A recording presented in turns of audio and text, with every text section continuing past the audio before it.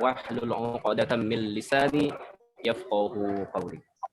Yang bersama-sama kita hormati Bapak Dr. Andaskun Munir selaku Ketua Dewan Kemakmuran Masjid Jami' Yarsi, dan juga Ibu Titi Haryanti selaku Ketua Paguyuban Tenaga Kependidikan Universitas Yarsi, dan tidak lupa guru kita bersama Ustadz Rizya Abdullah, yang mudah-mudahan kita doakan selalu sehat dan selalu dalam lindungan Allah Subhanahu wa taala.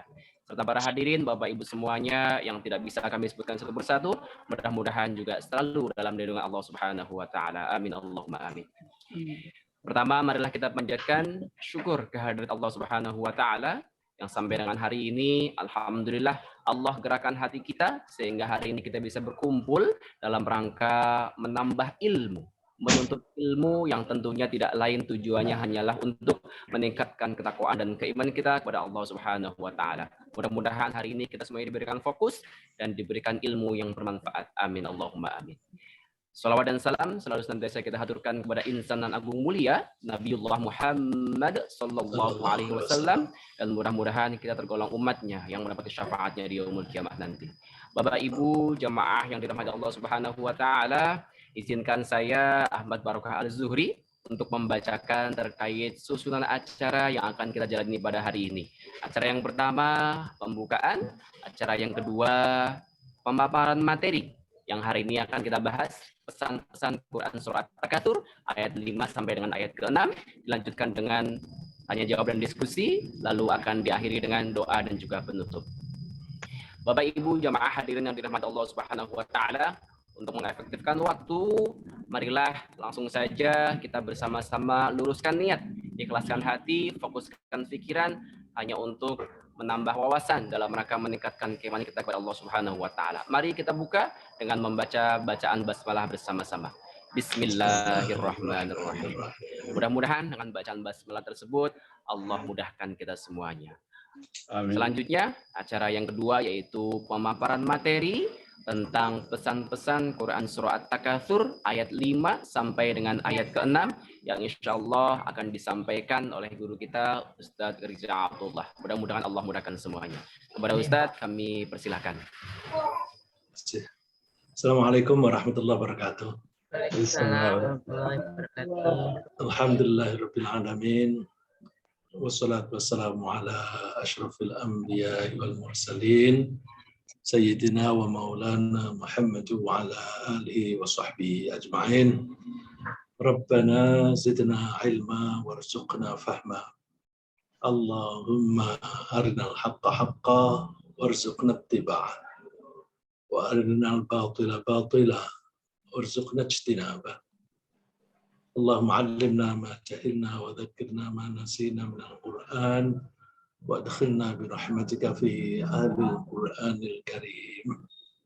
Amin. Bapak-bapak, ibu-ibu yang saya cintai, alhamdulillah kita bertemu kembali di forum yang insya Allah dimuliakan Allah ini. Dan kita insya Allah akan membahas tentang firman Allah di Al-Quran beserta penjelasannya oleh Nabi Muhammad SAW. Saya semula kemarin menyampaikan kepada Mas Zuhri, insya Allah kita akan membahas 2 ayat. Ayat ke-5 dan ke-6 dari surat At-Takatsur. Tapi saya khawatir waktunya nggak cukup. Ada kemungkinan nanti kita hanya membahas 1 ayat saja, ayat ke-5. Mudah-mudahan meskipun 1 ayat tapi bermanfaat, karena ketika membahas 1 ayat ini kita kaitkan dengan ayat-ayat yang lain yang relevan, yang saling mendukung.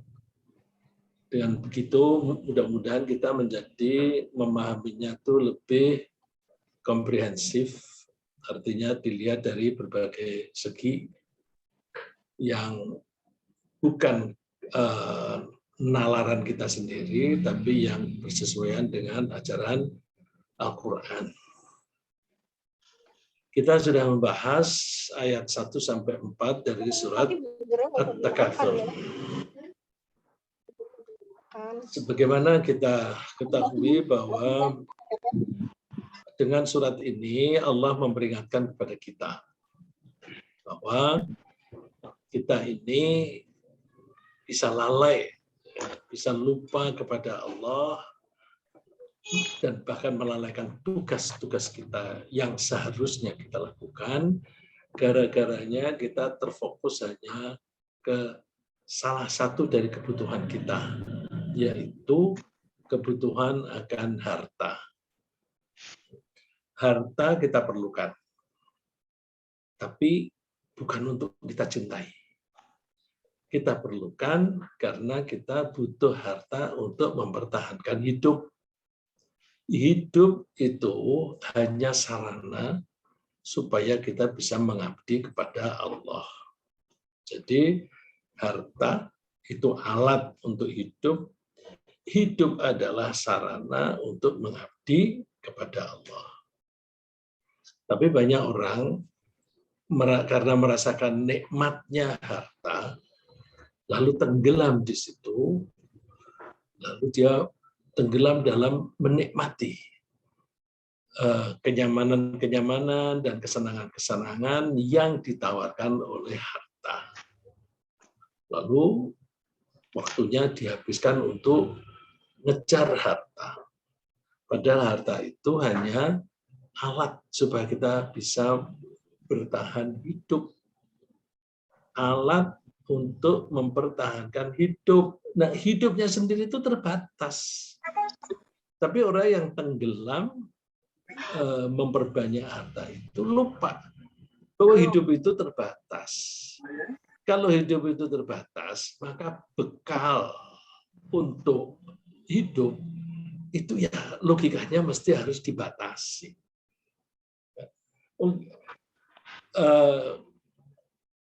Tujuan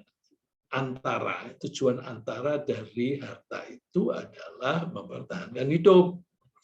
Kalau tujuan itu terbatas, maka bekalnya juga mesti terbatas.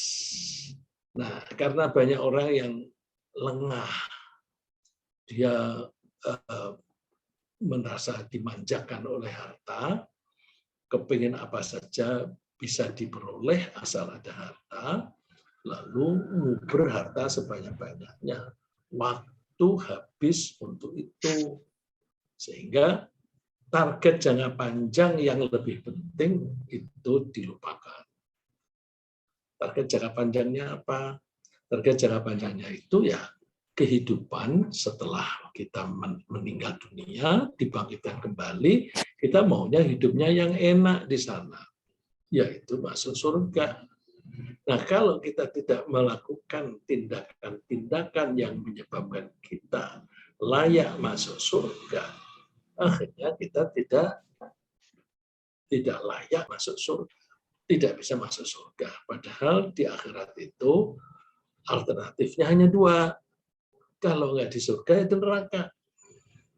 Kalau nggak di neraka, ya di surga.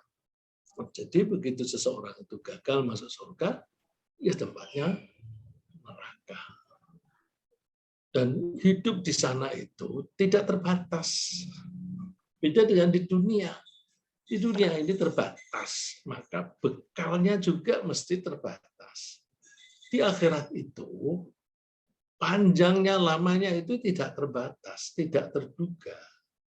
Maka sebaiknya kita mencari bekal sebanyak-banyaknya di sana, sampai batas apa? Nggak ada batasnya. Batasnya ya umur kita sendiri. Umur kita sendiri. Sampai habis waktu umurnya, ya sudah. Itu maksimum yang kita sudah lakukan. Ya. Nah, Allah memperingatkan, alhaakumut takatsur. Kamu berlomba-lomba banyak-banyakan, berbangga-banggaan, itu bisa membuat kamu lalai. Lalai kepada Allah dan lalai terhadap tugas-tugas yang diberikan oleh Allah. Hatta zurtumul maqabir, sampai kamu itu mati atau sampai kamu menyadari bahwa suatu saat kamu akan masuk kuburan. Kalau kamu menyadari itu, maka kamu akan stop, tidak berlebihan. Toh kalau kita tuh berhasil mengumpulkan harta banyak sekali, umur kita terbatas, terus yang menikmati harta kita orang lain. Yang belum tentu orang lain itu bisa memanfaatkan harta itu untuk mendekatkan diri kepada Allah. Makanya kita mesti sering ingat mati. Salah satu cara supaya ingat bahwa kita suatu hari akan mati, kita sering-sering nengok kubur. Ya, berkunjung ke kuburan. Atau kalau paling tidak di Jakarta ini lewat saja yang ada kuburannya. Kalau saya di Rawamangun, lewat di Layur, ada kuburan. Lewat jalan Rawamangun Muka, ada kuburan. Jadi selalu ada peringatan-peringatan. Tempat lain juga begitu. Kalau kita lewat Jalan Suryo, melewati Ambasador, Kuningan, itu kita melewati jalan yang dulu yang kita lewati itu kuburan yang luas sekali. Sekarang dibelah dua. Memang sebagian menjadi gedung, tapi masih ada kiri kanan itu masih ada kuburan. Nah, itu kita pakai sebagai peringatan. Kalla saufa ta'lamun, tsumma kalla saufa ta'lamun. Jangan begitu sampai kamu lalai. Suatu saat kamu akan mengetahui. Suatu saat kamu akan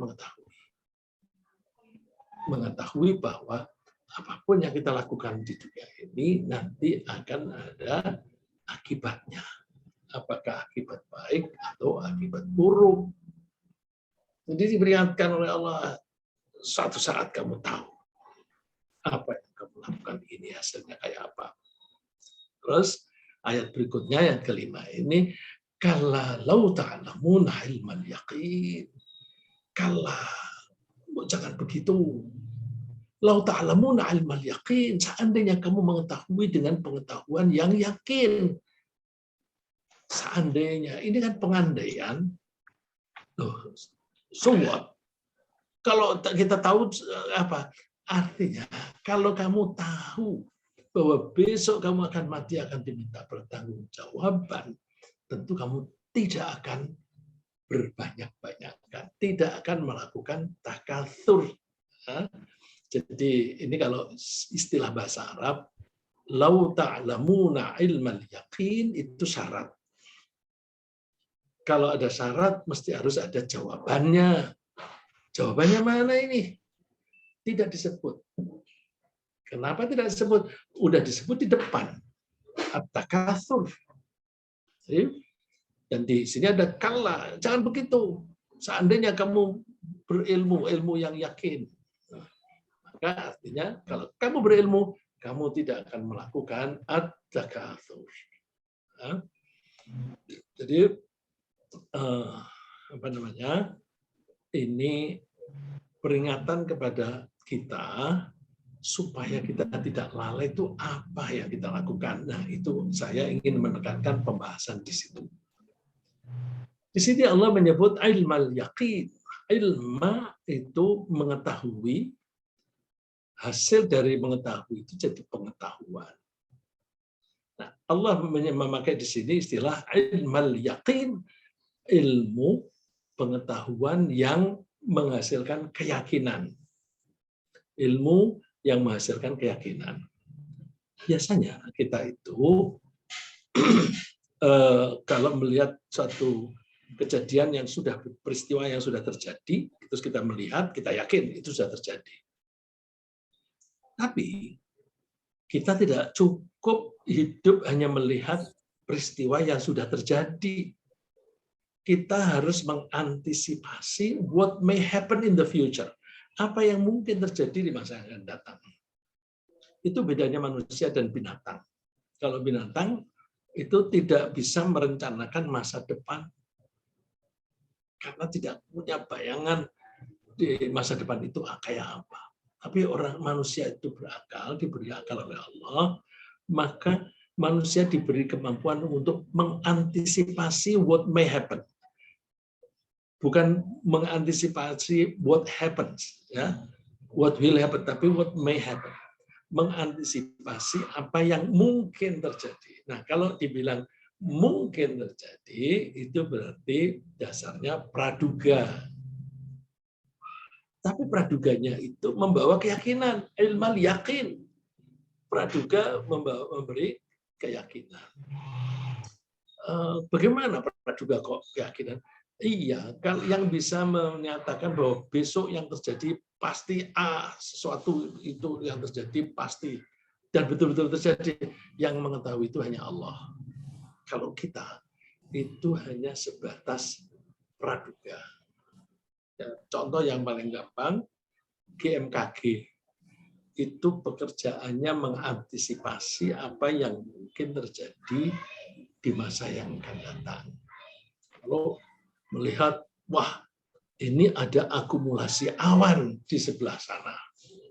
Apakah di selatan atau di sebelah utaranya Indonesia. Terus dipelajari anginnya ke arah mana. Apakah angin itu ke arah kita? Kalau ke arah kita, maka mereka memperhitungkan awan itu kira-kira akan turun di tengah jalan sehingga sampai di Indonesia habis, atau bahkan makin berkumpul, makin bertambah sehingga sampai di Indonesia atau sampai di Jakarta itu akumulasi banyak sekali sehingga nanti hujan lebat. Nah, terus BMKG memberi peringatan, hati-hati ya, ini ada kemungkinan banjir. Nah, itu apakah bisa dikatakan GMKG ngerti yang masa yang akan datang? Ya enggak lah, itu praduga. Nah, praduga itu diperoleh dari pengalaman yang sudah-sudah. Pengalaman yang sudah-sudah dipelajari, terus dipelajari hitung-hitungannya. Hitung-hitungan penting. Karena Allah melakukan apapun pasti dihitung. Ya, melakukan apapun pasti dihitung. Maka kalau kita ingin mengetahui apa yang mungkin akan terjadi, hitung. Jadi awan itu pada posisi di mana? Oh, di Laut Cina. Anginnya ke arah Jakarta apa enggak? Oh, ke arah Jakarta. Kecepatannya berapa? Itu dihitung semuanya. Jadi kalau kerja di MKG, kalau tidak pinter matematikanya, susah. Itu banyak sekali hitung-hitungannya. Allah itu semuanya dihitung oleh Allah. Ya, terus itu kita pakai untuk mempelajari apa yang akan terjadi di masa yang akan datang. Nah, kita mesti mengantisipasi itu. Kita akan meninggal dan terus kemudian kita akan hidup kembali.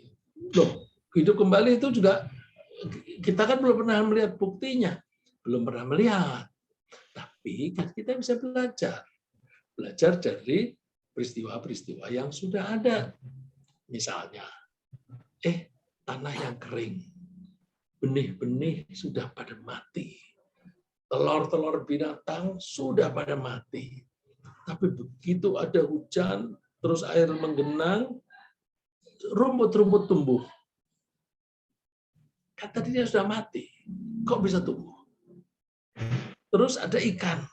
Loh, ikan dari mana? Siapa yang ngasih? Jadi ada sisa-sisa ikan yang mati, itu ada yang bisa hidup kembali setelah disiram air. Oh, jadi kalau begitu kita besok dibangkitkan kembali. Itu tidak mustahil. Gitu. Nah, kalau kita sudah bisa mengantisipasi semacam itu, kita berprasangka, tetapi prasangkanya itu dengan keyakinan. Kalau kita yakin, tentu keyakinan kita terbatas ya, terbatas manusia, tapi praduganya itu sampai mendekati kenyataan, terus kita merasa yakin. Dengan keyakinan itu, kita punya semangat untuk melakukan sesuatu. Coba pedagang atau industri awan itu kalau tidak menghitung-hitung, mereka tidak berani. Sebelum bikin pabrik, mereka pelajari. Produk yang aku akan bikin ini di Indonesia laku nggak? pabrik yang serupa sudah ada apa belum? Produksi mereka itu seberapa banyak? Terus secara menyeluruh. Terus permintaan di pasar itu berapa? Oh, ternyata permintaannya masih banyak. Dan selama ini kita impor. Oh, impornya mahal. Nah, kalau aku produksi dalam negeri kan bisa lebih murah. Terus berani bikin pabrik. Insya Allah laku. Nah, karena pasar masih memberi kesempatan kita menjual. Nah, untuk mengantisipasi akhirat juga begitu. Kita disuruh pelajari kalau ta'lamuna ilmal yaqin. Seandainya kamu mau mengetahui dengan pengetahuan yang yakin. Nah, saya ingin memberi gambaran dulu bahwa kita memperoleh pengetahuan atau ilmu yang kemudian kita yakini kebenarannya itu. Keyakinan terbatas tadi ya, itu setidak-tidaknya melalui dua cara. Yang satu melalui informasi yang kemudian kita kembangkan dengan penalaran. Bukankah kalau kita sekolah, kalau kita kuliah, itu kita mendapatkan informasi dari guru. Ini ada Bu Insan, Bu Nina Insania. Terima kasih Bu Nina ikut hadir. Saya selalu senang kalau melihat namanya saja saya sudah senang ya, apalagi kalau ketemu. Terima kasih Pak. Iya Bu Nina. Itu Bu Nina ngajar, itu kan berdasarkan informasi. Ibu mengajar pun juga dari informasi dari buku.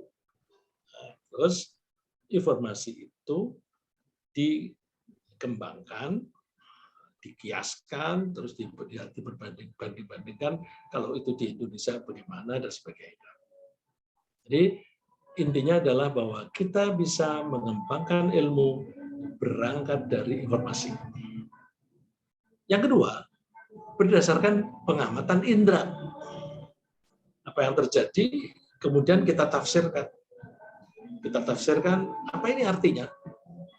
Dan kalau sekarang ini terjadi seperti ini, maka apa yang akan terjadi di waktu yang akan datang? Jadi berdasarkan kejadian-kejadian. Kalau yang pertama, informasi. Mana yang kita pakai? Tentu orang mukmin memakai dua-duanya. Menambahkan informasi itu yang paling penting adalah informasi dari Sang Pencipta. Kalau informasi itu dari Sang Pencipta pasti benar. Karena siapa yang lebih tahu daripada yang menciptakan? Ya, misalnya, ini contoh gampang. Di tangan saya ini, apakah di dalamnya ada bibit kanker? Kita untuk mengetahui sulit. Misalnya kemudian di foto MRI misalnya ya. Terus itu pun penafsiran gambarnya itu tidak sembarang orang bisa baca. Terus bisa juga salah baca. Mana lebih tahu? Manusia membaca dari hasil ronsen MRI dengan yang membuat. Yang membuat misalnya ada benih-benih kanker di dalam badan saya, di dalam misalnya di dalam tangan saya ini, yang bikin siapa? Kan Allah. Kalau dia membuat, pasti lebih tahu. Nah, orang Islam, kalau ada informasi datangnya dari Sang Pencipta, maka secara mutlak diyakini pasti benar. Nah, hari kiamat itu, yang memberi informasi itu yang membuat. Inna sa'ata atiyatun akadu ukhfiha. Sesungguhnya hari kebangkitan, hari kehancuran dan diikuti dengan kebangkitan. La'atiyah, pasti akan terjadi. Akadu ukhfiha. Aku memang merahasiakannya. Kenapa? Dibangkitkan. Tujza kullu nafsin bima kasabat. Supaya setiap orang itu bisa mendapatkan balasan sesuai dengan apa yang dilakukan. Balasan itu seberapa penting? Penting. Kalau kita berbuat sesuatu tidak ada imbalannya, malas kita. Kita mau bekerja, kan kalau ada kepastian ada bayaran. Kalau misalnya disuruh orang, itu bersihin got, nanti aku kasih 300.000. Wah, banyak amat. Tapi begitu dikerjain orangnya ngilang. Nggak pasti. Tapi kalau Allah, kan pasti. Gitu. Jadi informasi kalau datangnya dari Sang Pencipta, kita berdasarkan keimanan itu meyakini pasti terjadi. Nah, kemudian mengenai informasi ini, misalnya informasi tentang suatu kejadian, mereka orang-orang melihat informasi ini dari mana. Kalau dari Allah diyakini pasti benar. Tapi kalau dari manusia gimana? Nanti dulu. Karena manusia itu kan bisa bohong. Maka kita kalau mendapatkan informasi yang sumbernya bukan dari Allah dan bukan dari utusannya, kita mesti verifikasi. Kita cek kebenarannya. Memverifikasi itu suka kita nyebutnya tabayun, mencari kejelasannya. Jika orang yang membawa itu kita ragukan identitasnya, karakternya, maka kita ragu-ragu dengan informasi itu. Seperti misalnya informasi dari koran. Mohon maaf ini, hari-hari ini siapa yang percaya pada koran? Koran itu sekarang sudah semuanya berpolitik. Politik itu arahnya kepentingan. Maka koran itu akan memberi informasi sesuai dengan kepentingannya. Kan saya dulu pernah jadi wartawan. Yang kita muat adalah yang sesuai dengan keinginan kita yang bikin koran. Kalau kita tidak menginginkan, ya nggak dimuat. Misalnya, saya pengusaha, saya punya koran. Terus perusahaan saya itu ternyata ada direksi yang curang. Sehingga dilaporkan ke pengadilan dan sebagainya. Misalnya, dilaporkan ke polisi atau ke KPK dan sebagainya. Saya sebagai yang punya koran, kira-kira saya mengizinkan enggak berita itu dimuat? Saya tidak akan mengizinkan. Jadi ada goalkeeper-nya, penjaga gawang itu ada. Jangan deh, itu kan menyangkut perusahaanku.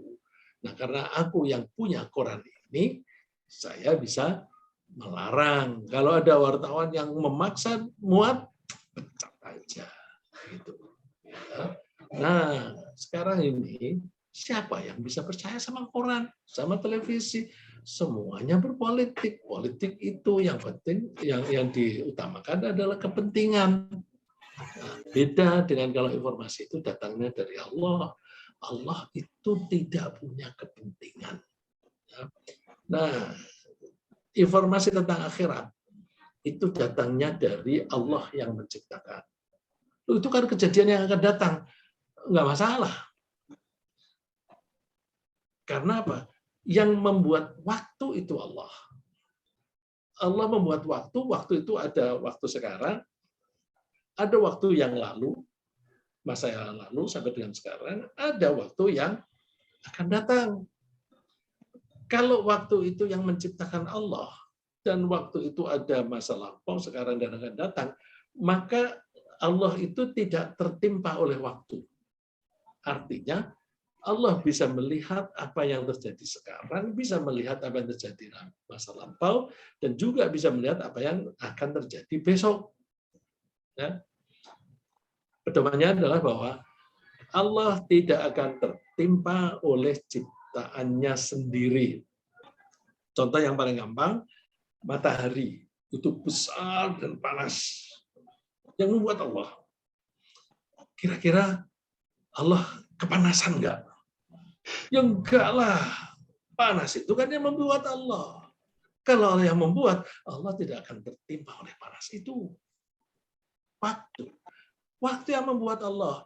Kalau begitu Allah bisa tua nggak? Ya enggak lah. Yang membuat kan Allah. Jadi Allah tidak pernah haus, tidak pernah tua. Ya Allah begitu. Karena Allah itu tidak tertimpa waktu. Nah kita nggak bisa bayangin. Kok bisa ya? Sudah miliaran tahun Allah nggak tua. Jangan-jangan pikun. Enggak. Nah, karena Allah itu yang membuat waktu, maka semua yang ada di waktu itu, masa lampau, sekarang, yang akan datang, itu semuanya sudah kelihatan. Maka kalau ada informasi, misalnya dari Nabi Muhammad, Nabi Muhammad kan dari Allah, bahwa siapa penghuni neraka yang paling banyak. Gitu. Nah, itu udah bisa ketahuan. Terus bahwa besok di neraka itu akan ada dialog seperti ini atau ada maki-makian seperti ini. Di Al-Qur'an banyak itu. Yang disebut inna dzalikal haqqun takhasumu ahlin nar.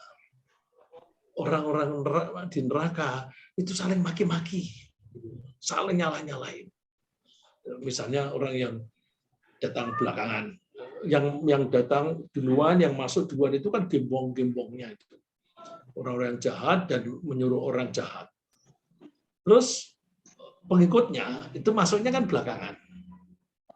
Begitu masuk, Tuhan, itu orang-orang yang menyesatkan kami, itu orang-orang yang memaksa-maksa kami, begitu dan sebagainya. Berilah siksaan yang berlipat-lipat. Dijawab oleh Allah, sudah masih lipat ganda dari dosanya. Cuma kamu saja tidak tahu. Nah, kita tuh melihat orang sakit itu nggak tahu kok. Kita melihat orang sakit, orang itu bilang, kepalaku muter-muter nih. Padahal orang lain melihat, kepalanya biasa, nggak muter-muter. Gitu. Jadi orang sakit itu tidak bisa dilihat dari luar. Hanya bisa dirasakan oleh yang bersangkutan. Di neraka kita tidak langsung menganggapnya benar. Karakternya informasi itu imma sidqun wa imma kidbun. Informasi itu bisa ada kalanya benar, ada kalanya salah. Tapi Allah memperingatkan kita, hati-hati ya. Kalau kamu mendapatkan informasi, terutama informasi yang datangnya dari orang yang fasik. Fasik itu apa? Fasik itu orang yang punya kecenderungan untuk melanggar peraturan. Ya, karena kecenderungannya melanggar peraturan ya susah dipegang. Karena orang-orang yang suka melanggar peraturan itu kan merasa tidak terikat dengan peraturan, tidak terikat dengan kewajiban dari Allah dan sebagainya. Karena nggak ada keterikatan, maka mereka bisa melakukan apa saja dan bahkan tega menyiksa orang lain karena mereka tidak mempercayai akan adanya balasan. Ya ayyuhalladzina amanu in ja'akum fasiqun binaba'in fatabayyanu. Hai orang-orang yang beriman, kalau kamu kedatangan seorang yang fasik yang punya kecenderungan untuk melanggar peraturan, fatabayyanu. Maka telitilah. Tabayyunlah. Kalau kamu tidak melakukan itu, antusibu qaumam bijahalah. Kamu bisa tertimpa sesuatu musibah karena kamu tidak mengetahuinya. Karena informasi kan datangnya dari orang, kita tidak tahu persis. Bisa salah.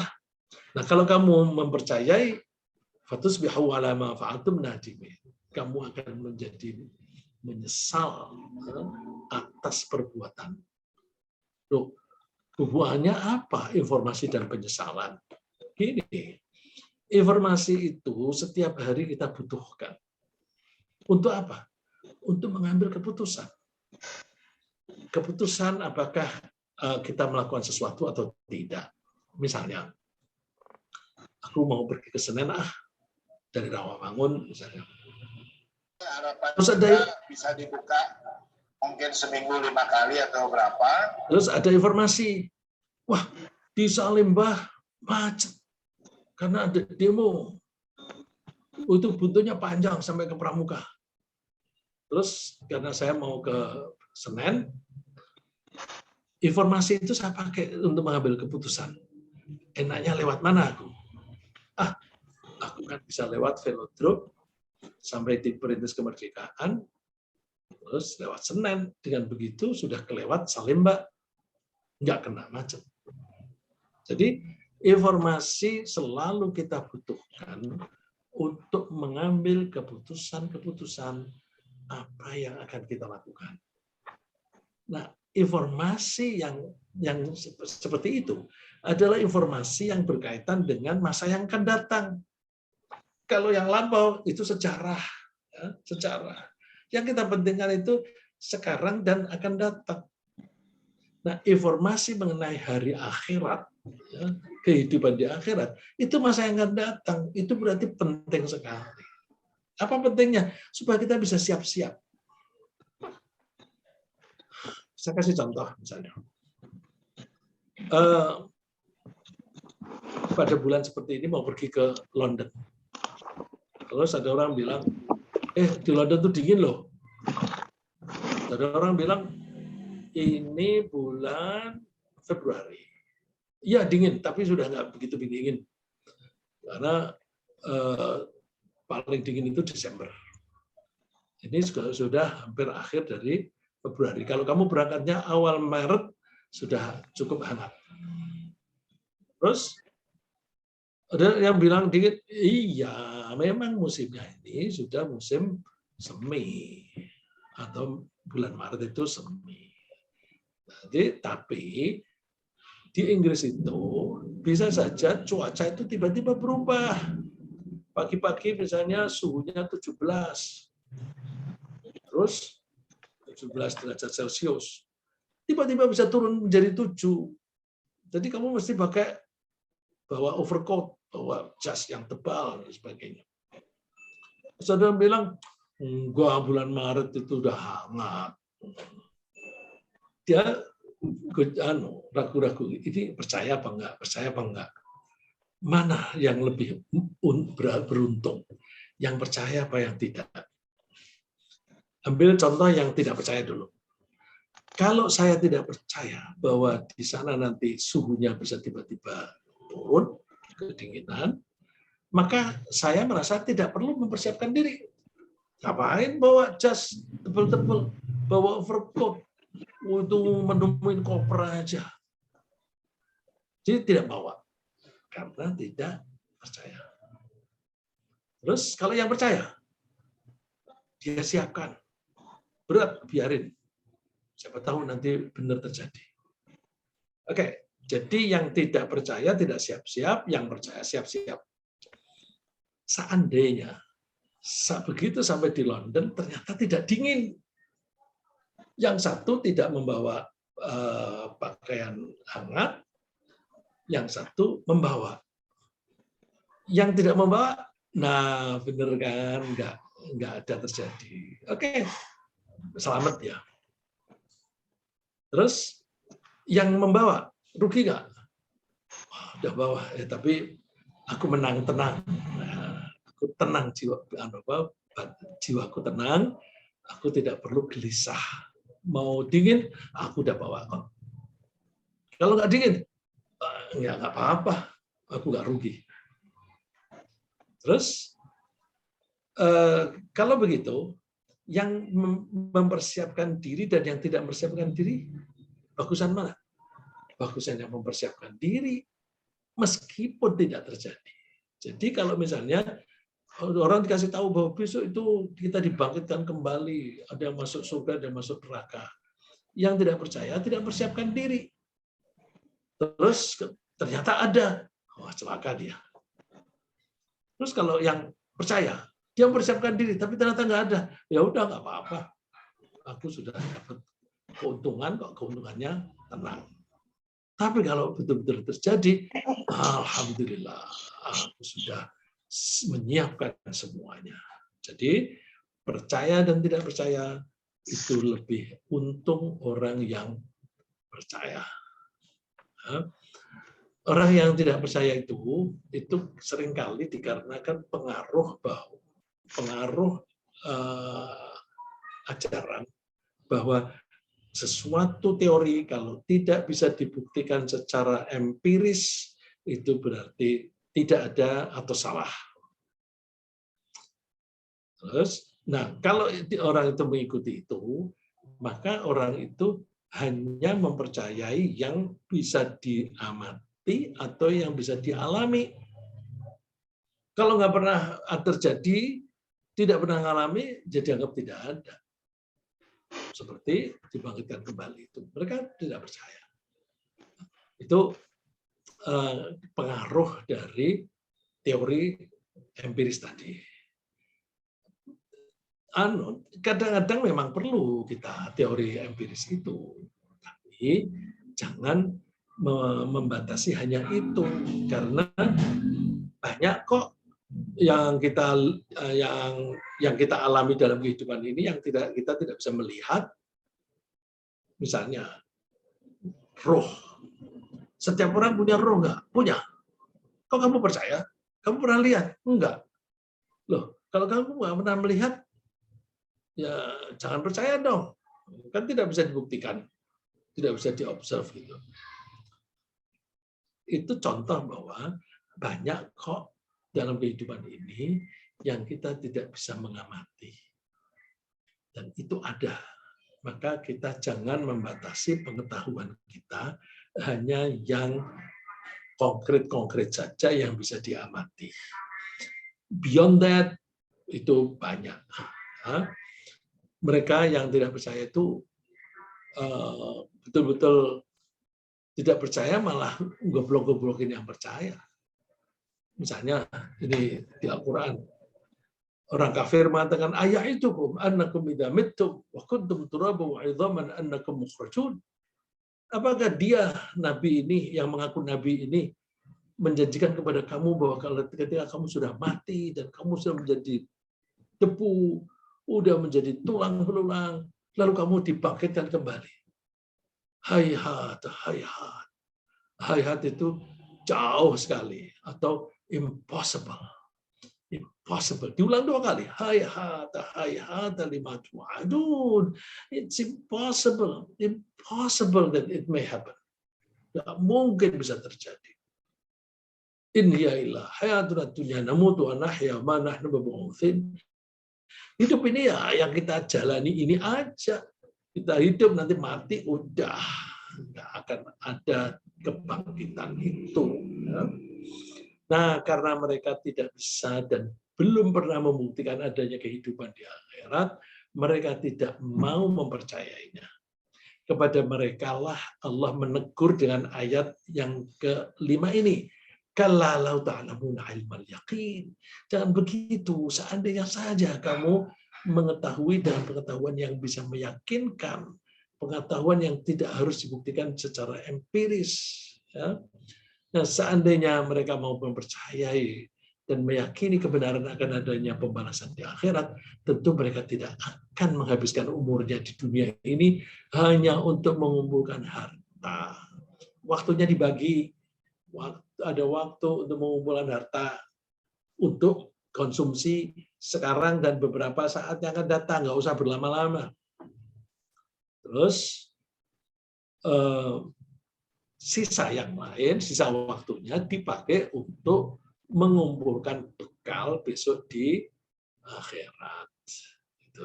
Karena mereka mengetahui bahwa semua itu yang dicari di dunia ini, harta itu akan ditinggalkan. Tapi di sisi lain, di akhirat nanti mereka itu akan diminta pertanggungjawaban dan nasibnya bergantung pada amalnya. Sudah barang tentu tidak mungkin mereka dan juga semua orang awam lainnya tidak mungkin bisa membuktikan kehidupan di akhirat. Karena apa? Manusia baru bisa melihatnya, melihat hari kehidupan di akhirat itu setelah alam raya ini hancur. Kehidupan di akhirat belum ada kalau dunia ini belum hancur. Dan belum semuanya itu mati manusianya. Terus Kalau dunia sudah hancur, semua orang sudah mati, nanti dibangkitkan kembali di alam yang berbeda, di bumi yang berbeda. Ya karena memang tidak mungkin mereka bisa membuktikan sekarang, sebelum waktu kejadiannya, maka Allah menganjurkan mereka memanfaatkan penalaran akal. Jadi coba deh gunakan akalmu, gunakan logikamu. Jadi logika itu kan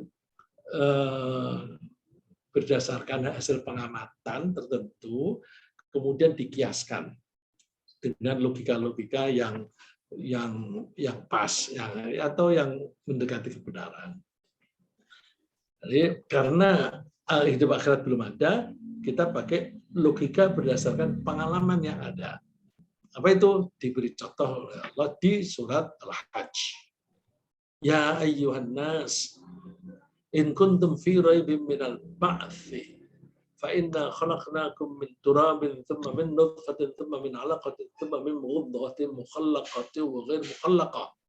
Hai manusia, kalau kamu ragu-ragu tentang hari kebangkitan, lihat tuh, kami telah menciptakan kalian dari tanah. Tanah itu bisa berubah jadi nutfah, jadi sperma. Kok bisa tanah jadi sperma?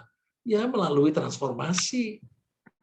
Saripati yang ada di tanah itu kemudian diambil oleh tanaman, kemudian tanamannya itu kita makan. Nah, saripati yang dari tanah itu lalu kita konsumsi. Setelah kita konsumsi, di dalam tubuh kita itu ada mekanisme yang mengolahnya, sebagian menjadi darah, sebagian menjadi tenaga, dan sebagian lagi menjadi sperma. Yang sperma itu kemudian ketika berkumpul dengan ovum, bisa berubah menjadi manusia. Di antara manusia itu ada yang meninggal masih muda, tapi ada yang sampai tua sekali, sampai tidak tahu apa-apa. Artinya menjadi pikun. Itu aku yang bikin, Allah maksudnya. Terus bagaimana kebangkitan? Allah menyuruh kita mengiaskan. وَتَرَى الْأَرْضَ هَامِدَةً فَإِذَا أَنْزَلْنَا عَلَيْهَا الْمَاءَ اهْتَزَّتْ وَرَبَتْ وَأَنبَتَتْ مِنْ كُلِّ زَوْجٍ بَهِيجٍ. Kamu lihat tuh bumi ini yang kering, yang sudah mati. Kemudian apabila telah kami turunkan air di atasnya, hujan, hiduplah bumi itu, tanah itu menjadi subur dan menumbuhkan berbagai macam tumbuh-tumbuhan yang indah. Jadi menghidupkan yang mati itu gampang. Allah memberi contoh. Allah tuh bisa kok membuat yang mati menjadi hidup.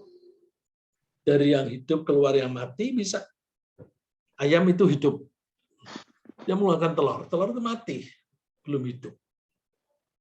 Nanti setelah beberapa saat, sudah 3 minggu dirami begitu, dia bisa menjadi ayam, menjadi hidup.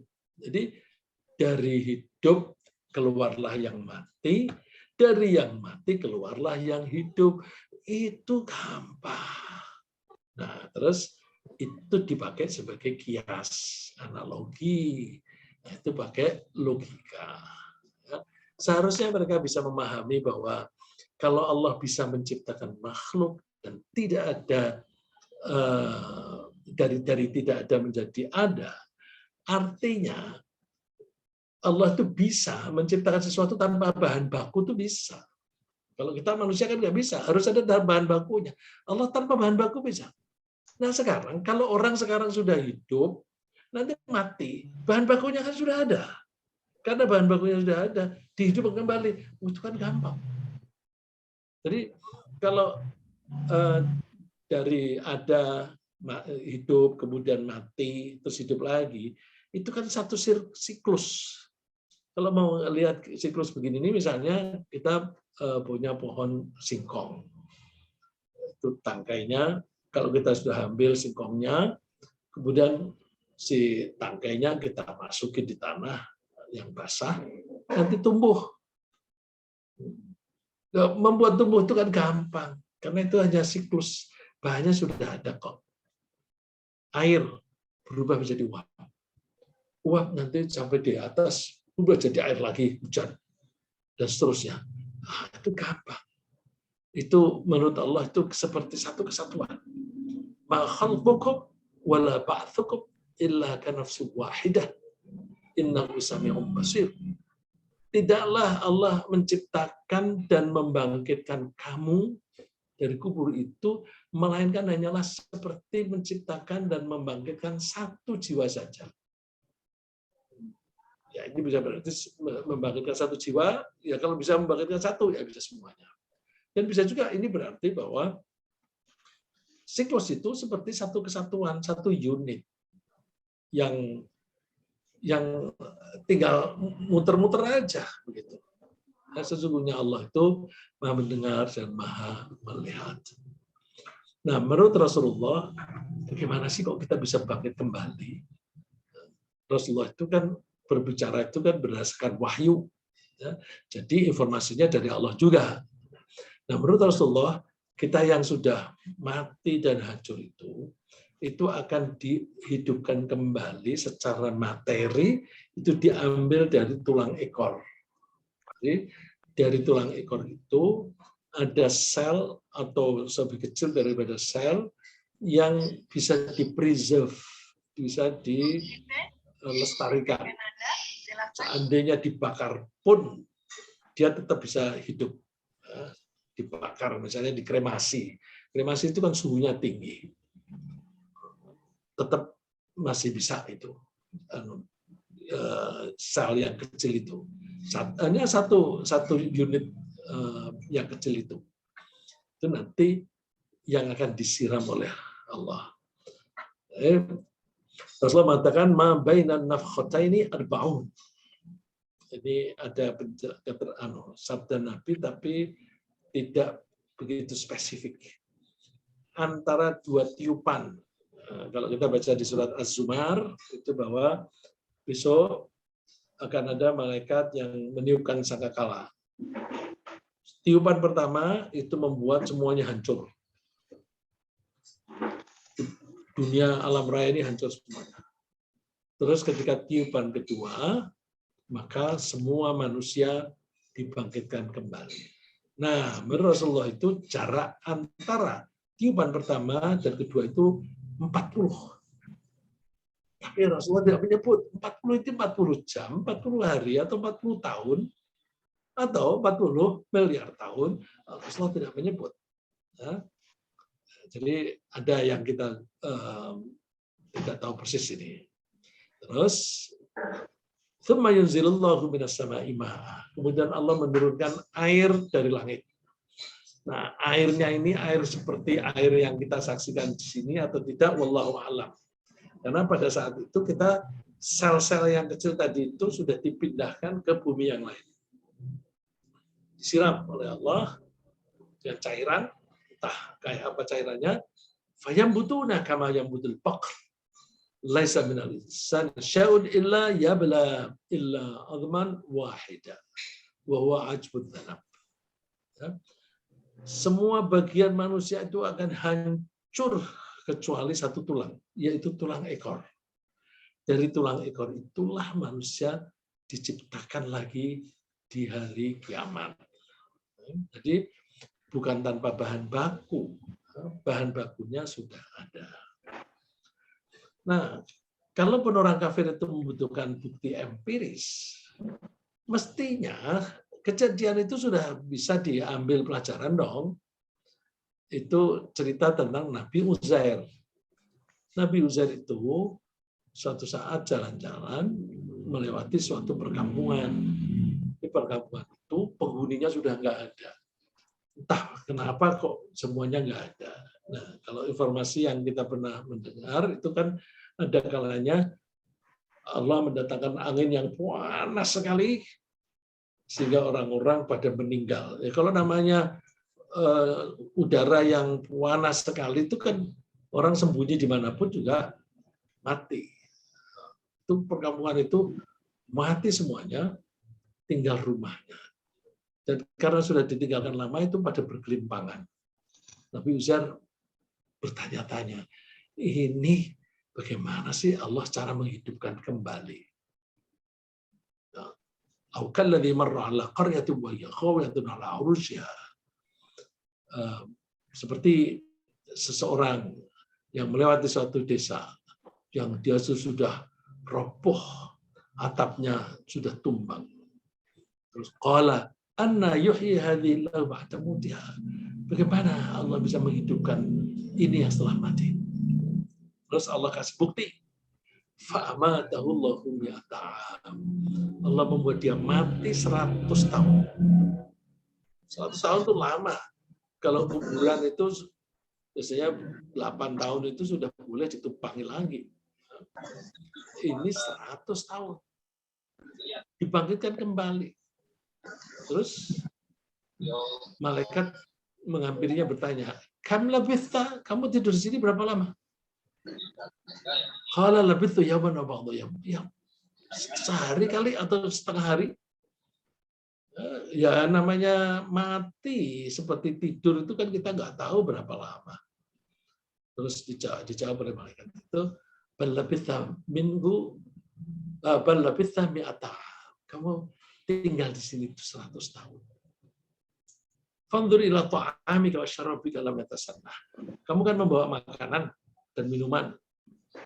Lihat tuh, makanan dan minuman. Ternyata tidak berubah. Masih segar. Terus coba lihat keledaimu. Wanzur ila himarik. Lihat keledaimu. Ternyata keledainya sudah tinggal tulang belulang. Terus linaj'alaka ayatan linnas. Allah melakukan ini supaya menjadi tanda kebesaran Allah untuk manusia. Nah ini yang poin saya tadi. Mestinya kejadian yang terjadi pada Uzair ini, itu kan bukti empiris. Sudah bisa dipegang. Terus, wanzur ilal aidhami kaifan shizwa. Lihat itu, tulang-tulangnya keledai. Dilihat, kaifan shizwa thumma naksuha lahma. Nyambung-nyambung sendiri. Terus utuh menjadi seperti keledai, berdiri, lalu dikasih daging. Jadi tulang kemudian dibungkus dengan daging dan kulit, hidup kembali. Lalu Nabi Uzair, aku tadinya mempertanyakan bagaimana cara menghidupkan kembali, sekarang aku sudah dilihatkan buktinya. Falamma tabayyana lahu qala a'lamu anna Allah 'ala kulli syai'in qadir. Sekarang aku tahu bahwa Allah memang mampu untuk melakukan apapun. Ya. Jadi orang-orang kafir itu di samping disebabkan oleh tidak adanya bukti empiris, bisa jadi mereka itu tidak mempercayai adanya balasan di akhirat karena mereka tenggelam dalam kesenangan dan kenikmatan yang dihasilkan dari banyaknya harta. Karena menikmati itu, lalu mereka nggak perlu, aku punya duit banyak. Nah, itu akibatnya mereka mencintai harta berlebihan. Nah, kalau mencintai harta berlebihan, harta itu kan untuk di dunia, lalu mereka menjadi lupa akhiratnya. Ini Allah memperingatkan. Dzalika bi'annahu mustahabbul hayatad dunya 'alal akhirah. Itulah karena mereka terlalu mencintai harta, kehidupan di dunia lebih daripada akhirat. Wa anna Allah la yahdil qaumal kafirin. Allah tidak memberi petunjuk kepada orang yang kafir. Ulaika alladziina taba Allahu 'ala qulubihim wa sam'ihim wa absarihim. Orang yang hidupnya itu mengikuti hawa nafsu, itu kecenderungannya dinasehati yang nggak mempan, melihat contoh juga tidak menjadi pelajaran. Karena apa? Wa ulaika humul ghafilun, mereka itu lalai. Jadi kalaupun dinasehati, itu mereka nggak ada impact, nggak ada efeknya. La jarama anna fil akhirati humul khasirun. Tentu saja layak mereka besok di akhirat itu menjadi orang yang menyesal karena mereka masuk neraka. Jadi justru mereka tenggelam dalam kenikmatan dunia itu, lalu mereka menjadi lupa kepada Allah dan lalai akan perlunya mempersiapkan kehidupan yang langgeng di akhirat. Jadi hati-hati kalau kita itu banyak harta, itu bisa membuat kita lalai. Bahkan kalau sudah menikmati itu, inginnya berlama-lama hidup untuk menikmati dunia ini. Sampai dulu zaman aku kecil ada nyanyian, ku ingin hidup 1000 tahun lagi. Apakah itu hanya nyanyian? Di Quran ada. Mereka mengharapkan bisa hidup 1000 tahun lagi karena menikmati itu. Hati-hati, kenikmatan di dunia terutama harta itu bisa membuat kita lalai.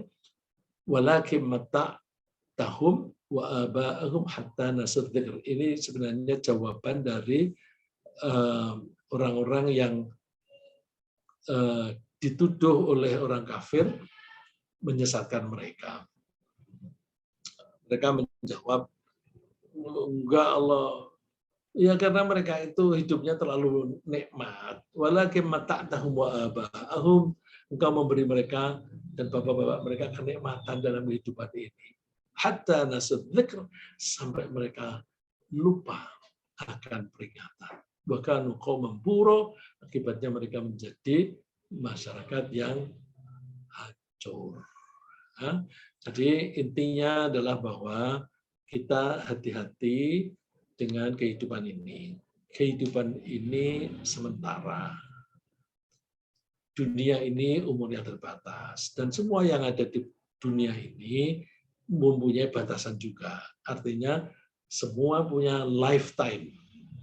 Kalau lifetime-nya sudah habis, pasti akan rusak atau mati. Nah, kita mencari harta itu untuk bekal kehidupan di dunia. Bekal untuk supaya kita bertahan hidup, terus hidup kita gunakan untuk mengabdi kepada Allah. Jadi target jangka panjangnya adalah hasil dari mengabdi kepada Allah. Kalau kita mengabdi kepada Allah dengan baik, maka kita insya Allah masuk surga. Nah, kita jangan lengah ketika merasakan kenikmatan yang ditawarkan oleh sarana-sarana kehidupan ini. Nah, itu hanya sementara. Kita harus fokus. Targetku itu. Misalnya gampangnya, targetku surga. Ya udah fokus itu. Fokus itu aja. Kalau butuh bekal, cari bekal. Dan orang Islam yang kaya itu lebih baik. Tapi kaya yang tidak lalai. Kenapa orang Islam yang kaya lebih baik? Iya, karena orang yang kaya itu lebih bisa melaksanakan perintah Allah dengan baik. Bukankah kita disuruh pergi haji? Kita tidak bisa pergi haji kalau tidak punya duit banyak. Bukankah kita dianjurkan oleh Allah untuk bersedekah dan membayar zakat? Itu kalau kita tidak mendapatkan penghasilan, nggak bisa kita melakukan itu. Makin kaya kita, maka mudah-mudahan itu makin banyak sedekah kita. Makin banyak orang yang kita tolong dengan harta itu. Bukan kita menjadi tenggelam. Karena itu kita jangan terlengah atau kita jangan dibuat lalai oleh harta kita sendiri. Bahkan seringkali orang mempunyai harta banyak, padahal waktu kemudian harta itu dipakai untuk membeli sesuatu itu untuk kita employ, untuk kita pekerjakan. Ya, contohnya, saya beli mobil untuk saya pekerjakan supaya mengantarkan saya ke masjid, mengantarkan saya ke pasar, dan sebagainya. Tapi kalau orang yang berlebihan, akhirnya orang itu justru yang diperbudak oleh harta itu. Kalau saya punya mobil 5 aja, itu saya kalau pergi kan hanya bisa pakai 1. Terus kalau saya punya 5, setiap hari aku harus memanasi mesinnya itu. Yang saya pakai 1, oke. Terus yang 4, panasi aja. Itu kan pekerjaan. Belum lagi ngelapi. Ngelapi kita bayar orang, oke. Kemudian kalau orangnya itu mudik, kita ngelapi sendiri. Akhirnya kita yang diperbudak oleh harta kita sendiri. Ya. Jangan sampai kita terbalik begitu. Ya. Jangan sampai kita diperbudak oleh harta. Jangan sampai harta membuat kita lalai kepada Tuhan kita.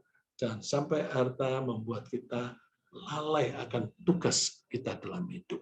Saya kira sementara begitu, Bapak Ibu. Silakan kalau ada yang mau bertanya.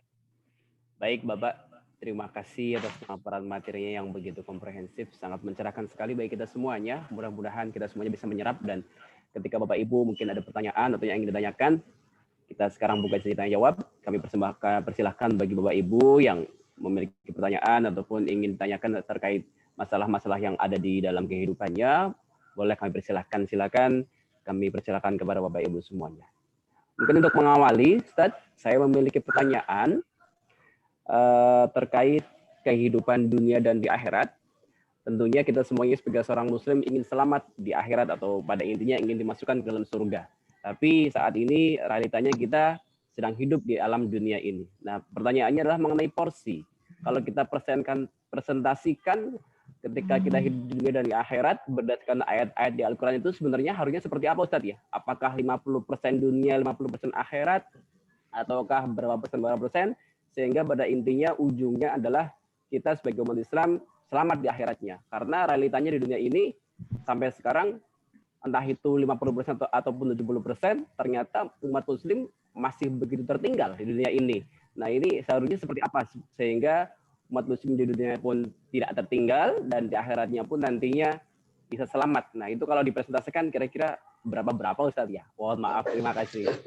Terima kasih. Saya cenderung untuk tidak bikin proporsinya itu. Kalau saya jawab, 100% dari hidup kita gunakan untuk mencari bekal di akhirat. Ini banyak orang mengutip ayat yang sama dengan yang saya maksud, tetapi pemahamannya beda. Ya. Di surat Qasas, surat 28, cerita mengenai Qarun. Bisa Bapak Ibu buka di surat Al-Qasas ayat 77. Qarun dinasihati. Wabtaghi fima atakallahu darul akhirah.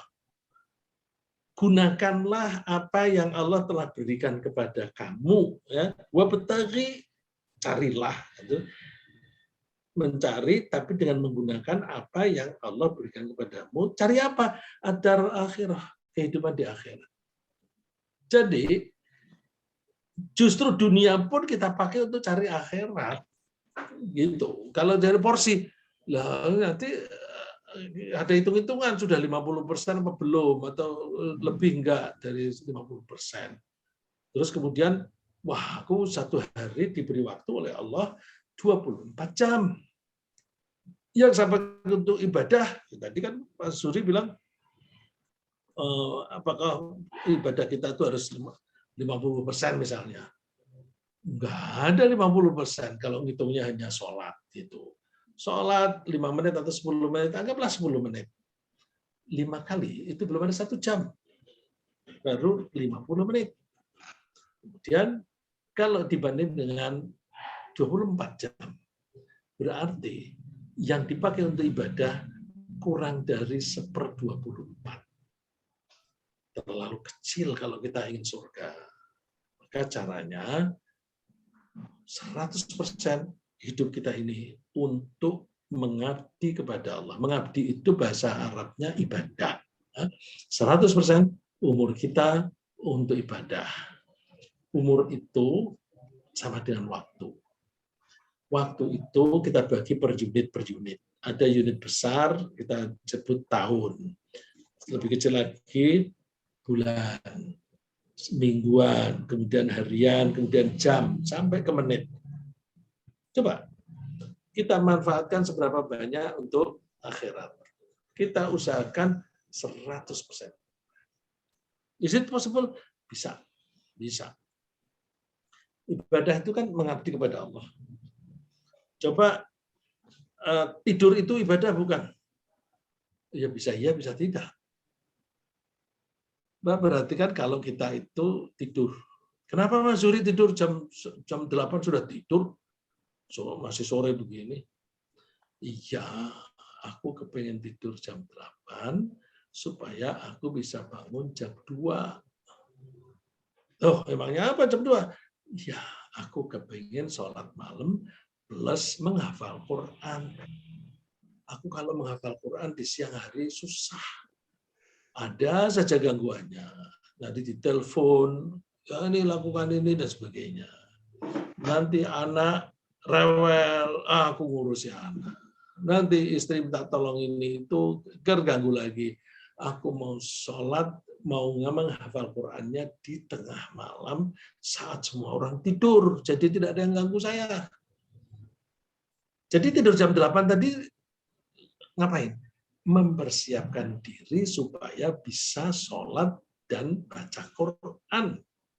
Kalau begitu, tidurnya ini adalah bagian dari menghafal Quran. Kalau tidur itu bagian atau persiapan dalam rangka menghafal Quran, kan dia bagian dari itu. Ada pahalanya. Bandingkan dengan kebanyakan orang. Kenapa kamu tidur? Ngantuk. Jadi dia tidur karena ngantuk. Kalau tidur karena ngantuk, ya nggak ada pahalanya. Kalau ngantuk, tidur, ada pahala. Enak banget. Itu saya sering kasih contoh. Kucing itu kalau ngantuk, ya tidur. Kalau kemudian tidur ada pahalanya, pahala kita dan kucing, banyakkan kucing dong. Ya, jadi tidur bisa menjadi ibadah. Misalnya lagi, Mas Suri udah sarapan belum? Oh iya, aku tadi cepat-cepat sarapan. Kenapa? Aku kan nanti akan ngatur Zoom. Kalau aku lapar, aku menjadi host, aku nanti ngomongnya lemes. Tapi yang kita kenal Mas Suri ini kalau ngomongnya tegas. Tegas penting supaya memberi semangat yang ngaji. Gitu. Jadi, kenapa kamu sarapan pagi-pagi? Supaya aku bisa membawakan pengajian ini dengan baik untuk Zoom. Pengajian ini dimaksudkan untuk meningkatkan keimanan. Berarti pengajian ini ibadah. Aku makan untuk mendukung ibadahku dalam bentuk mengorganisasi atau mengatur Zoom. Jadi berarti makannya bagian dari itu. Nah, pahala. Kalau pipis gimana? Pipis jadikan pahala. Loh, emangnya bisa? Bisa. Kenapa kamu pipis? Kalau aku menahan pipis, aku bisa punya penyakit infeksi saluran kencing, bisa sakit ginjal dan sebagainya. Maka aku buang supaya aku sehat. Aku butuh sehat supaya bisa melaksanakan ibadah, tugas dari Allah. Jadi ketika pipis itu bagian dari persiapan atau langkah supaya bisa melaksanakan tugas dari Allah. Pipisnya pahala. Jangankan itu. Ada hadisnya. Istri yang melayani suami itu sedekah. Ada sahabat bertanya, loh, kan kita kan menyalurkan hawa nafsu. Emangnya ada pahala? Iya, itu bisa menjadi pahala. Niatnya yang penting. Aku mau bercanda sama suami, supaya suami tidak ada keinginan untuk mencari wanita lain. Kalau suamiku tidak tersalurkan, dia bisa mencari wanita lain. Ya kalau halal. Kalau haram, dia bisa terjerumus ke neraka. Kenapa dia mencari wanita lain yang haram? Karena aku menolak. Jadi kalau dia sampai mencari wanita lain, aku ikut berdosa. Loh, tapi kan suamiku kan menjaga diri tidak mau yang haram. Oke, yang halal. Coba, begitu suami kawin lagi, itu halal. Tetapi begitu dia kawin lagi, maka curiga-mencurigai itu akan muncul. Nah, curiga-mencurigai itu seringkali ujung-ujungnya dosa. Karena bisa tuduh menuduh, bisa menjadi bohong, dan sebagainya. Jadi, ketika seorang istri itu bercanda dengan suami, itu bisa menjadi ibadah. Jadi kalau begitu ibadahnya berapa banyak? 100%. 100%. Jadi nggak usah pakai porsinya berapa, Mas Suri. 100%. Gitu. Ya, mudah-mudahan saya sudah menjawab, Mas Suri.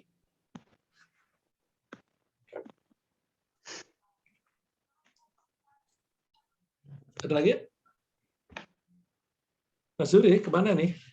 Baik, Ustaz. Terima kasih atas penjelasannya. Insya Allah, mudah-mudahan bisa 100%, Ustaz. Iya. Mudah-mudahan, amin ya 100%. Mohon izin membacakan pertanyaan di kolom chat dari Bapak Sumartono ini, Ustaz. Ustaz, apakah boleh saya bersedekah untuk atas nama orang tua yang sudah meninggal? Itu yang pertama. Kemudian yang kedua, apakah boleh waktu saya berhaji sambil menunggu wukuf, saya umroh atas nama orang tua yang sudah meninggal dunia? Mungkin itu dua pertanyaan, Ustaz. Waktu meninggal dunia orang tua jarang sholat. Itu Pak Sumartono juga. Jarang sholat, tapi pernah mengerjakan sholat. Yang dibacakan Mas Yuri bukan yang itu, yang di atas.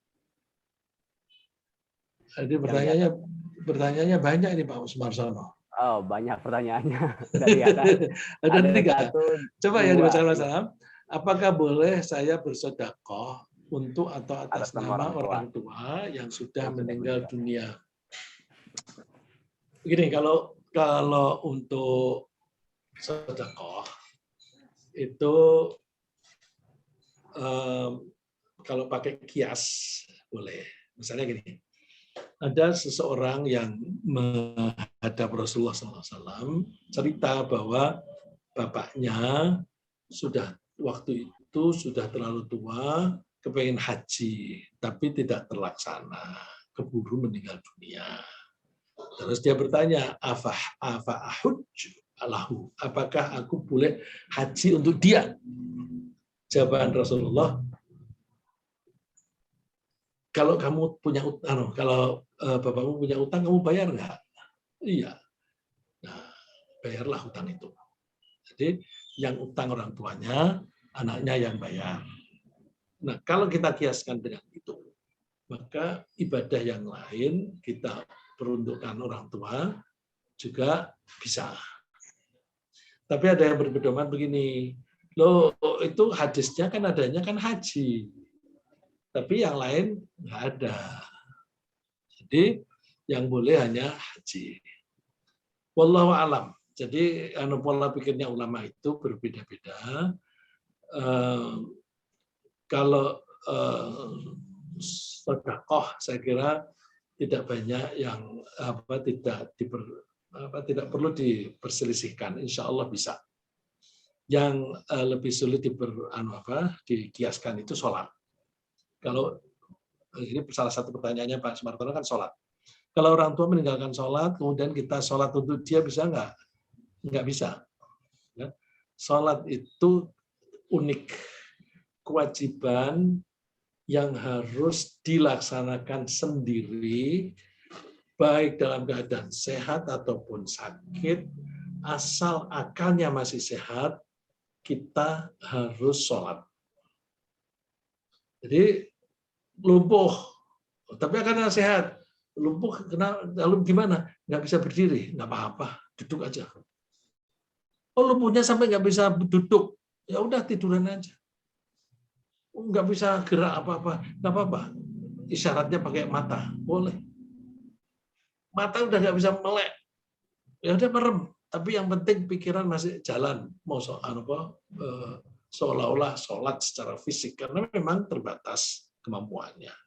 Jadi sholat itu tidak boleh ditinggalkan sama sekali sepanjang akalnya masih sehat. Nah, oleh karena itu sholat tidak bisa diganti. Bandingkan dengan puasa. puasa itu kalau orangnya tidak sholat karena tidak mampunya karena sakit misalnya, bisa dibayar pakai fidyah. Tapi kalau tidak sholatnya karena memang nggak mau sholat, nggak mau puasa, puasa nggak usah puasa juga nggak apa-apa. Kalau dia bilang nggak puasa nggak apa-apa, itu malah kafir jadinya. Tapi kalau nggak kuat lapar, padahal dia sehat, maka dia dosa. Terus bisa dibayar fidyah nggak? Ini bukan meninggalkan yang seperti itu. Bayar fidyah itu bisa untuk menebus puasa bagi orang yang sakit tidak ada harapan sembuh lagi. Nah, itu boleh. Atau misalnya sakit kemudian biasanya sakit seperti itu sembuh lagi sih, tapi waktu itu dia terus meninggal. Ya udah dibayar aja pakai fidyah itu. Itu begitu. Jadi sedekah mudah-mudahan bisa, ya, mudah-mudahan bisa untuk orang tua. Apalagi kalau sedekah itu diambil uang dari peninggalan orang tua.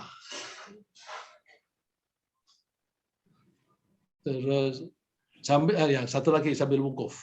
Apakah boleh waktu saya berhaji sambil menunggu wukuf saya umroh atas nama orang tua yang meninggal dunia?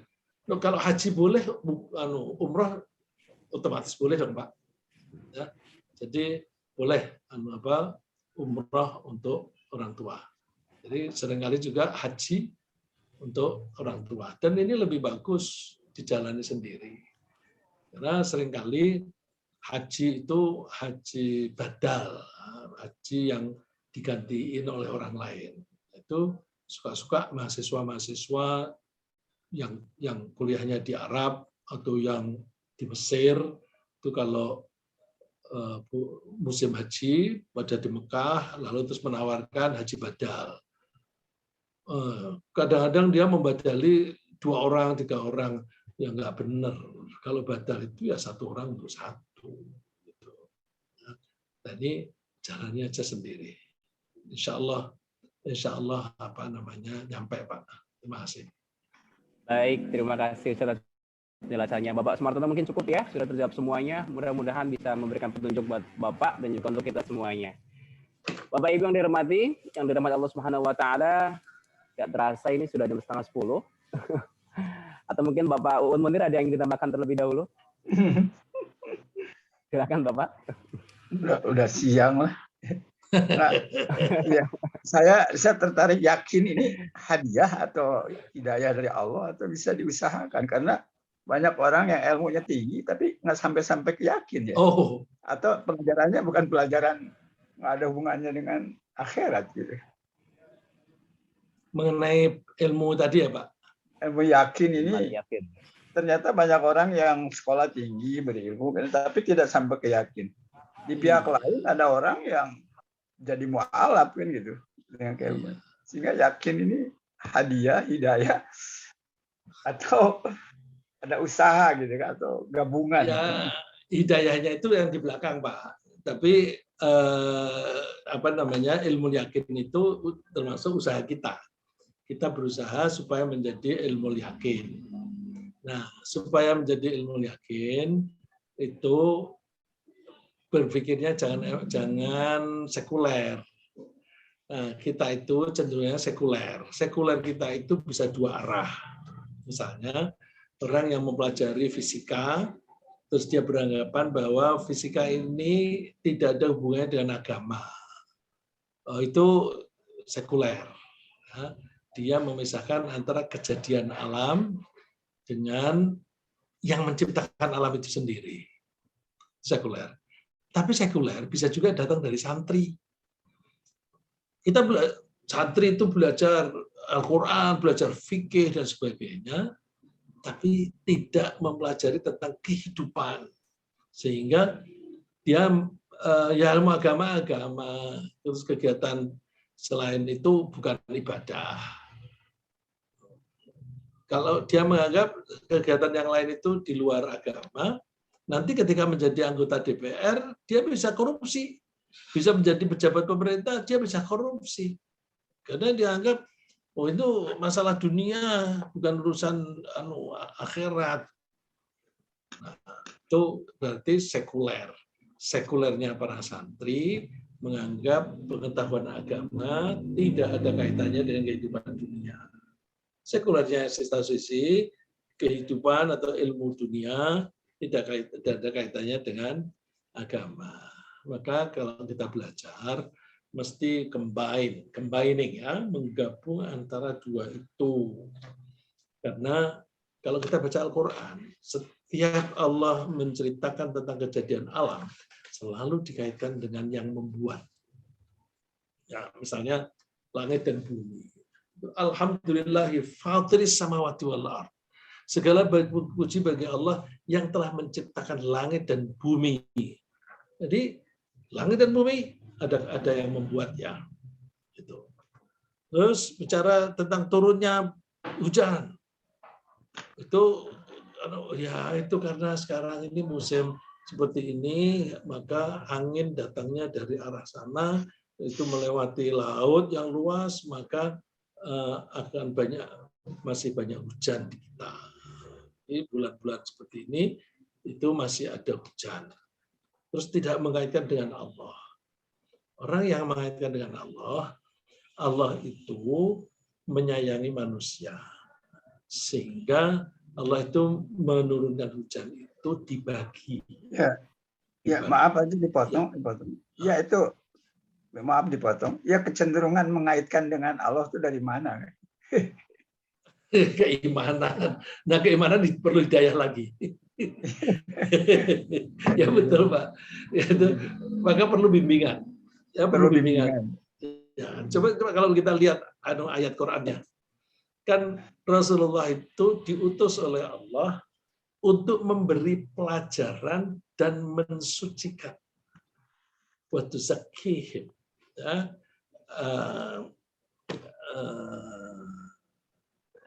Apa namanya? Apa itu ayatnya, Pak? Bahwa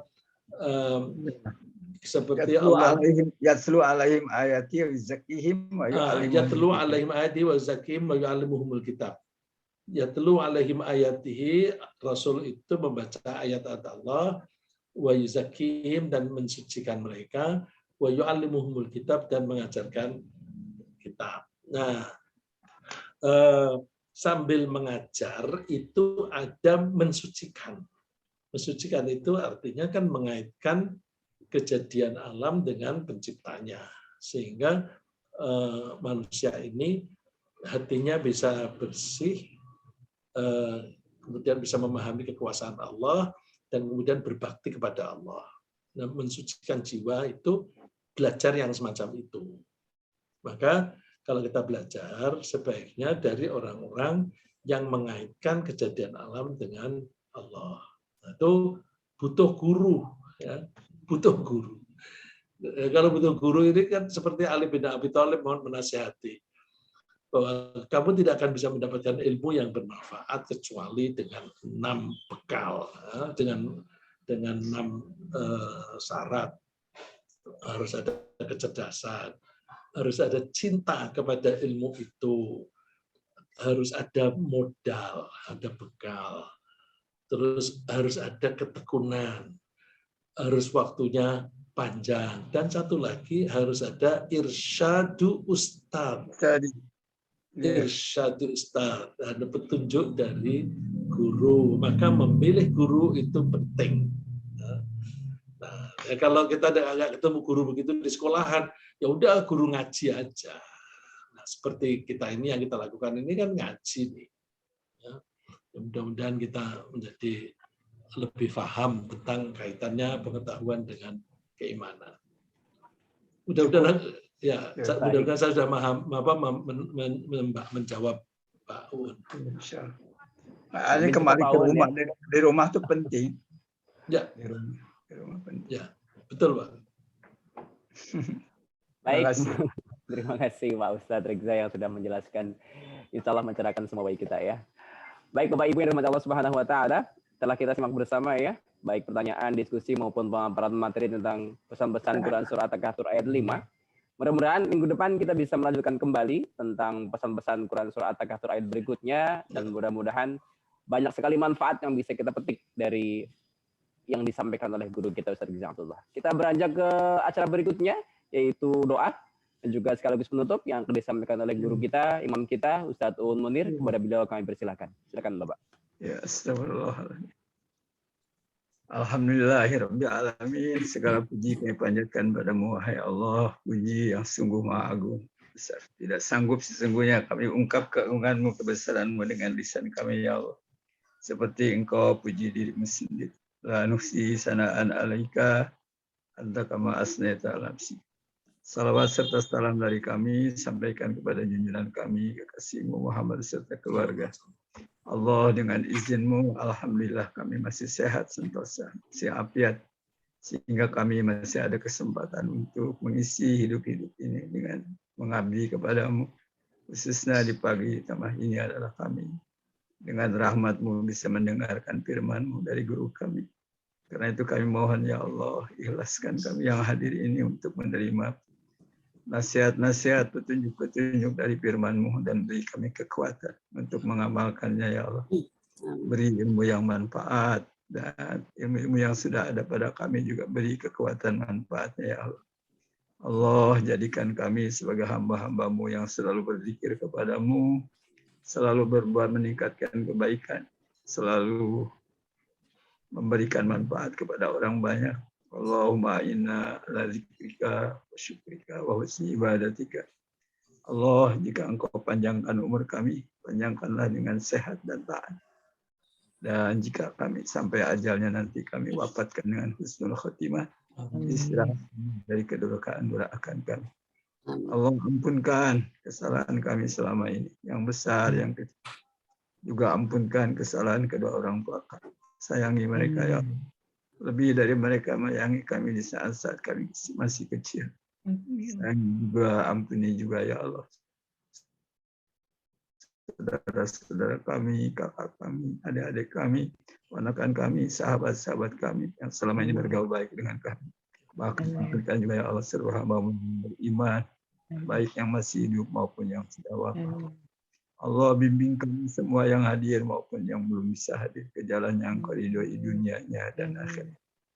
Jadikan kami juga orang yang bersabar atas ketaatan kepada-Mu dan bersyukur atas segala anugerah nikmat yang Kau berikan kepada kami dengan menggunakan pemberian itu untuk ibadah kepada-Mu. Ya Allah, ya Arhamar Rahimin. Kami ingin yang terbaik di dunia ini, ya Allah, dan terbaik di akhirat nanti. Jaga kami, jangan sampai kami masuk api neraka-Mu, ya Allah. Allahumma atina min ladunka rahmah wa Allahumma atina fid dunya hasanah wa fil akhirati hasanah wa qina azabannar. Akhirnya, ya salam lagi dan salawat dari kami sampaikan kepada junjungan kami beserta Muhammad beserta keluarganya, dan salam untuk seluruh utusan-Mu, ya Allah. Kami ingin iman kepadamu dan iman kepada para utusan dan jatuh hati dengan kekasih-Mu. Wassallallahu ala Muhammad wa alihi wa sahbihi ajma'in. Subhana rabbika rabbil izzati amma yasifun. Wassalamun alal mursalin. Alhamdulillahi rabbil alamin. Terima kasih. Terima kasih, Pak Uun. Baik, Pak Uun, terima kasih. Alhamdulillah Bapak Ibu yang dirahmati Allah Subhanahu wa taala semuanya. Telah kita lewati semua runtutan acara pada pagi hari ini. Mudah-mudahan kita bisa nyambung terus silaturahimnya. Insya Allah akan kita lanjutkan di 2 minggu ke depan ya, untuk melanjutkan pembahasan tentang ayat ke-6. Mudah-mudahan diberikan kesehatan semuanya. Mari Bapak Ibu, kita akhiri pertemuan pada hari ini dengan bersama-sama membaca bacaan kafaratul majlis. Subhanakallahumma wa bihamdika. Mohon maaf. Sekali lagi kami mohon maaf, mudah-mudahan ada manfaatnya. Assalamualaikum warahmatullahi wabarakatuh. Waalaikumsalam warahmatullahi wabarakatuh.